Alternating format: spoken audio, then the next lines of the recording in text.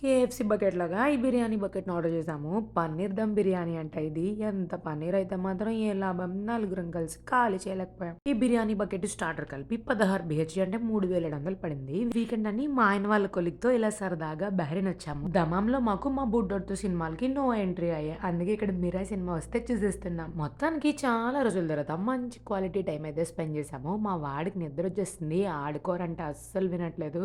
ఏదో కొంచెం మొండి చేస్తే అలా నాతో కాసేపు ఆడాడు. తర్వాత ఇంకా వికెట్ డౌన్, మనకు తెలిసిందేగా. అక్కడి నుంచి రిటర్న్ వచ్చినప్పుడు కొన్ని చాక్లెట్స్ అండ్ కేక్స్ తెచ్చుకున్నాను. అక్కడ చాలా బావుంటాయని. ఇదైతే బ్రౌనీ జస్ట్ ఓకే అంతే.